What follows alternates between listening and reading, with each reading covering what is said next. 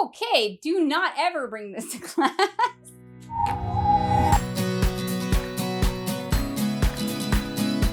Before I jump into talking about fidgets and which ones can help us focus, this episode is sponsored by Babbel, which is helping me focus on learning Italian. I love learning languages because learning a different language gives you a different way to see the world. The words we use affect our perspective, so different words, different perspective.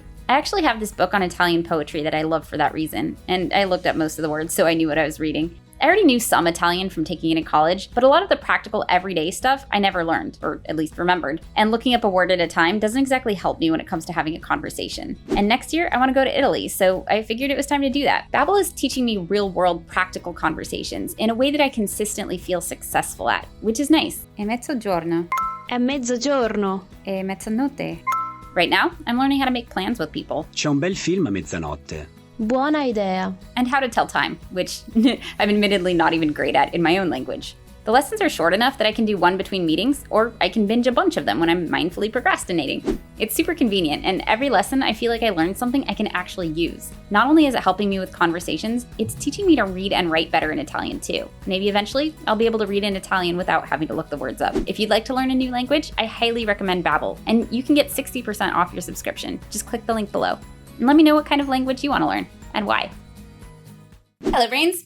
One of the first episodes that I ever did was about how fidgets can help us focus. It was one of the first things that I learned when I started this channel. I think because there are so many fidgets that do make noise or are shiny or sparkly or distracting, they can sometimes seem more like toys. And I think some people make fidgets that are more like toys. And so a lot of teachers are understandably taking these fidgets away. But there are teachers, it turns out, that are big fans of fidgets because they know that it can help their students learn. We met one of these teachers at VidCon who actually believed in them so much she started a company to make fidgets and sell fidgets. So she sent us a package. This is a bunch of fidgets.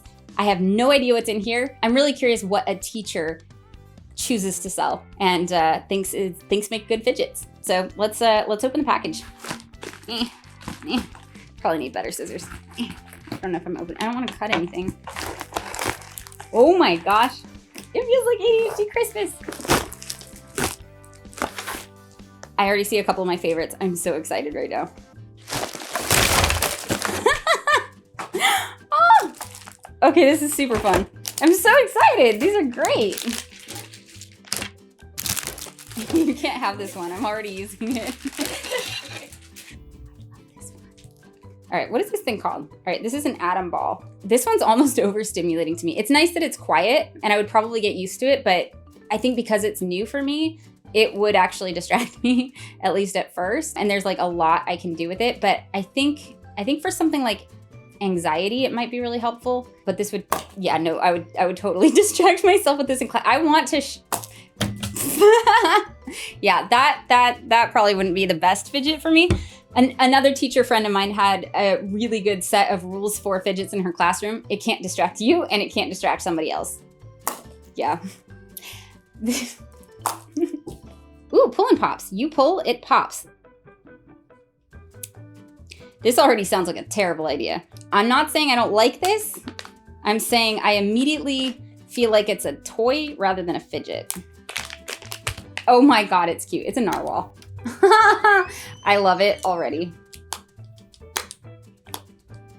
This is adorable. Pretty noisy for a fidget, I would say. One of the things that I'm finding challenging with this one is I actually have to think about it because like you can't get in a flow state. Like you have to do it one way and then like almost flip it to do the other way. And can I use it one-handed? Because a lot of times I need to hold something in one hand to fidget with while I write. What I would find this useful for is finding my keys. I often like to put something on my keychain besides keys so that they're big enough that I can easily find them.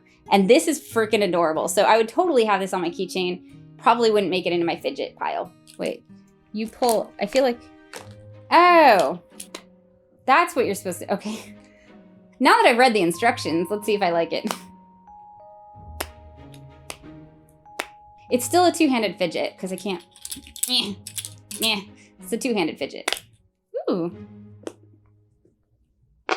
Oh, okay, that's kind of satisfying.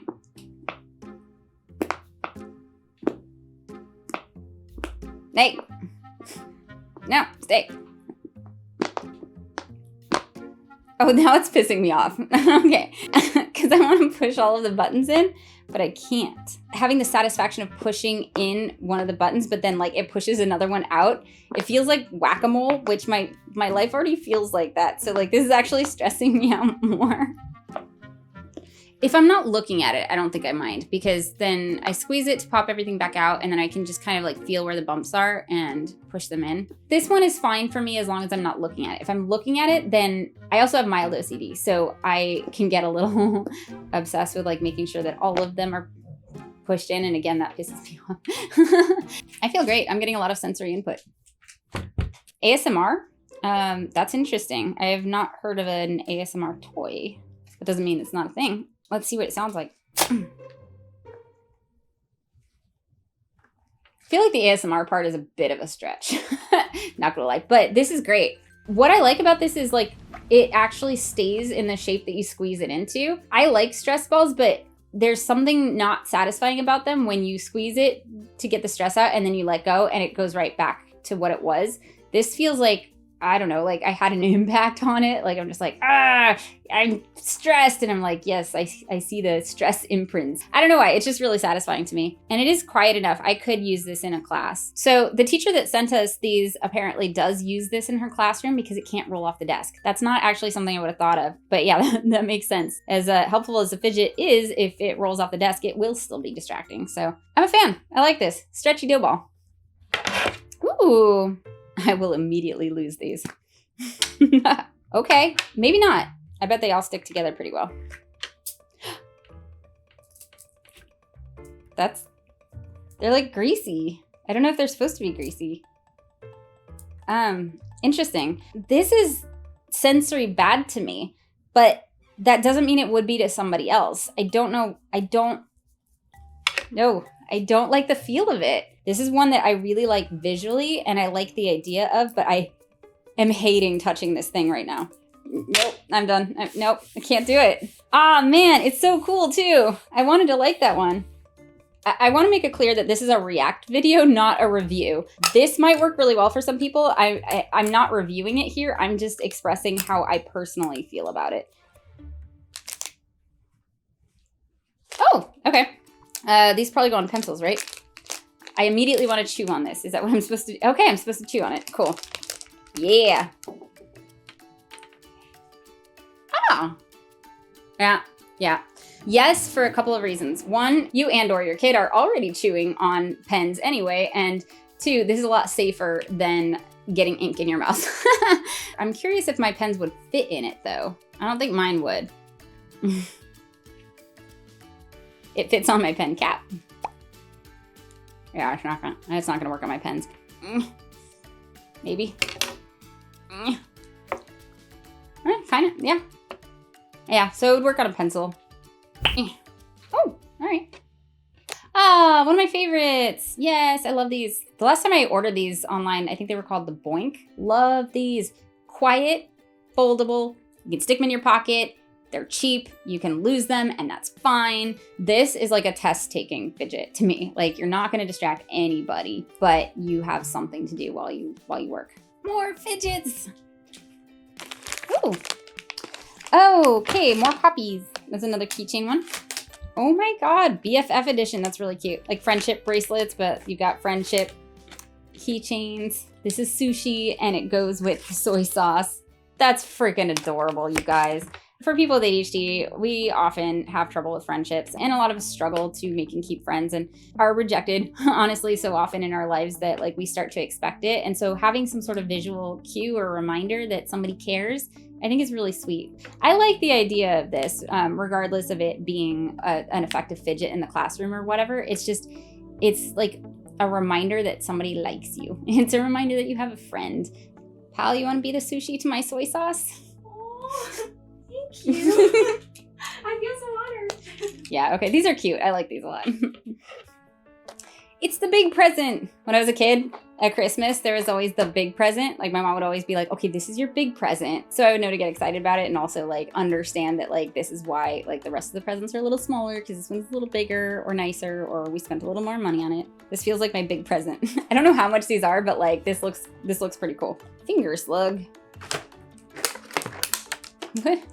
Oh my god. I'll be honest, this feels like a kid's toy, but a pretty cool kid's toy.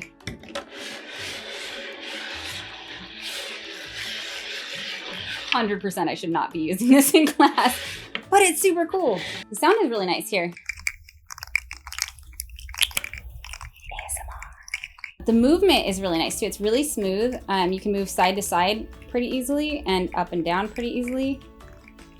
The rainbows, this is just really sensory good in general. It sounds good, it feels good, it's adorable, it's real cute. This almost feels meditative. I honestly love how creative fidget toys are getting. They really are sensory toys now. Like they're great for a sensory diet. This is giving me a lot of visual input. It's giving me a lot of like tactile input, auditory input. It sounds really good. And if you don't know what a sensory diet is, we all need sensory input just like we need food or water. And if we don't get the sensory input that we need, we might have a little bit of a harder time that day. And different kids need different types of sensory input. You can look up sensory diet to try and get a sense of that. And adults need sensory input too. And basically how a kid or adult is acting up can indicate what kind of sensory input they're missing. And when in doubt, just include a bunch of things. This is very calming. I'm just gonna do this. Anyway, nice to see you, Brains. I'll just be here if anyone needs me. Okay. Spiky squeeze ball filled with squishy jelly beads. I want to touch it. I want to go to there. Okay, interesting. It looks like boba. Oh, that is, okay, it's a little sticky. Oh, okay, that's kind of cool. Whoa, that is a very interesting sensation. So the spikes are very soft. The balls inside, you can actually feel them when you squeeze the ball. It's really interesting from a visual perspective. It makes some noise. I think I like this because when I throw it, I can actually catch it. I'm curious about this one. I'm curious about it too. Color changing stress ball. What I'm curious about is if it changes color when I'm stressed, because that would be valuable. ADHDers aren't always the most self-aware, and so anything that like gives us input as to our internal states is probably valuable. I don't know that that's what this does, but I'd be curious. Mrs. Bench, your TikTok teacher. That is adorable. Oh, all right. Oh, that's cool.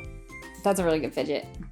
Quiet, one-handed, stress ball. I don't think this changes color based on your mood, but it does change color when you squeeze it. So if you squeeze it, you see the insides, which are green. So it's purple, green, purple, green, purple, green. This could be visually distracting at first, but I think it's one of those fidgets where if you just let your kid play with it or you play with it before you actually need to use it as a fidget, the novelty will wear off because it does one thing, it changes colors. But the texture feels really good to me. A nice color, it's really cool when it changes and there's like stuff inside. It's really cool looking. But yeah, quiet, one-handed, and I can use it under the desk.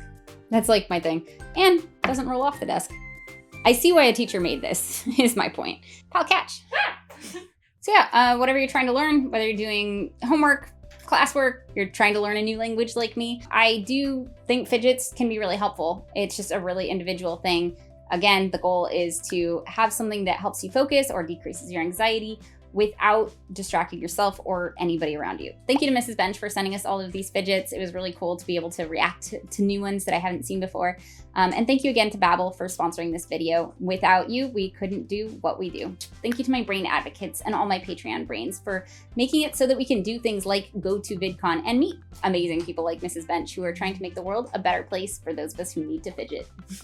Like, subscribe, click all the things, and I will see you next video. Bye, brains.